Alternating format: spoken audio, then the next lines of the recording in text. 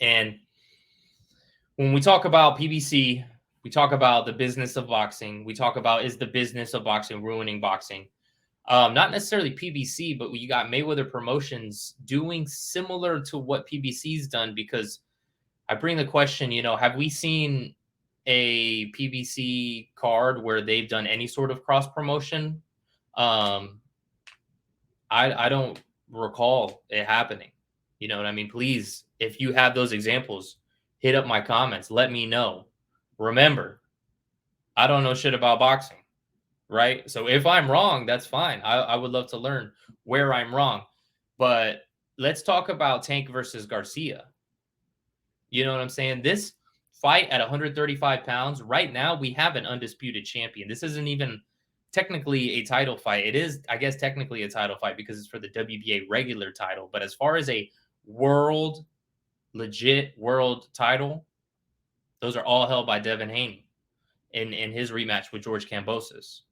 We have a lot of big names in the lightweight division, but I feel like the biggest fight right now that can be made in the lightweight division doesn't involve the undisputed champion. It doesn't involve the previous phenom in Vasily Lomachenko, High Tech, Matrix. I feel like it involves Tank and Ryan Garcia. And this is a fight that, if this fight isn't made, is another huge stain on the sport. I don't want to hear about negotiations or this or that.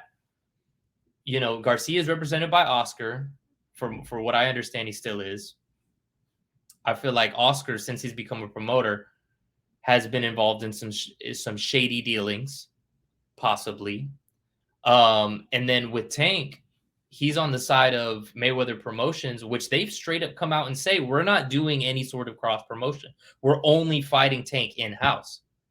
This guy is 27 years old, man. And from what he posted recently on Instagram, he's saying that right now he isn't signed to anybody. So he's in the same position as Terrence Crawford, as Canelo was, and whatnot. So he can make this fight. If he goes back to Mayweather Promotions and they don't make this fight, there is no saying, oh, well, his promoter, this and that. We as fans have to be the ones that direct the market and say, listen, guys, we're not paying for this shit no more. Because as a Tank fan, if you are a Tank fan, I'm a Tank fan too. Don't get it twisted. I don't want to make it sound like I'm talking shit about the guy. I appreciate Tank's skill set. I think he's very exciting. I think not only does he have power, but he can box as well. He's shown it across multiple weight classes. I think Tank is the real deal. But if you're going to be the real deal, you have to put it on display against the best in the world. There's so many people that have Tank as their number one in the lightweight division based off of the eye test. How can we sit here and base it off of the eye test? Go out there and win these other titles, or at least call for the fights. You know what I'm saying? Because if we are looking, or let me go back to my previous point. If you are a Tank fan, since he's made his pay-per-view debut, you have now purchased 4 pay-per-views at $75 a piece. You have now spent $300 to watch Tank fight for the past 2 years against opponents that nobody asked for. I know I sound harsh in my delivery. I'm just a frustrated fan bringing to the light why this business of boxing hurts boxing. And we've seen other models in other sports that sell pay-per-views on Saturdays be able to make the fights like that. And people watch that. That's where the casual market is going. Because they don't want to hear about politics. They don't want to hear about bullshit. Because when we talk about the politics of boxing, it's not just, oh, the ABC bodies and this and that. No, it's these promoters that are being politicians, because politicians are full of shit. And they are lying to our faces. They're lying, saying, oh, this guy did this guy did that. So that's why when it comes down to all of this, I could sit here and make this huge informative video about, the breakdown and who's really at fault in the dispute in the contract.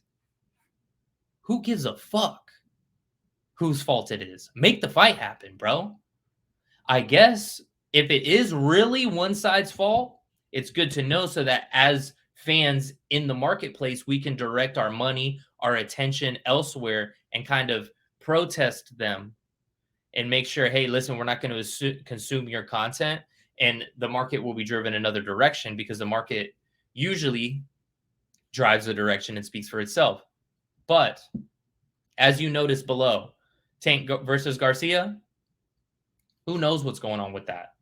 I wouldn't be surprised if Tank goes and fights the guy who just beat up Valenzuela. You know what I mean? Like they're running out of guys, or it's at this point, it's either you fight Garcia in a huge fight, in a fight that honestly I feel like Tank could win. If I'm picking a favorite, I would pick Tank. I'm not saying Garcia can't win. I'm not saying I'm not a Garcia fan. I like Garcia a lot. I feel like Tank has way more dimensions. This is a different topic. It's either you fight Garcia or you rematch Cruz. And after seeing Cruz's last performance, damn, you know what I mean? And when Cruz fought Tank, he was coming off of what? Like 11 days notice or something? And that was a close-ass fight. I'm not going to sit here on the stream and be like, oh, Cruz won. He deserved the win. It was a close fight. But you got basically two options. And one of them, you got some fans that will accept that and say, hey, yeah, let's see that Cruz rematch.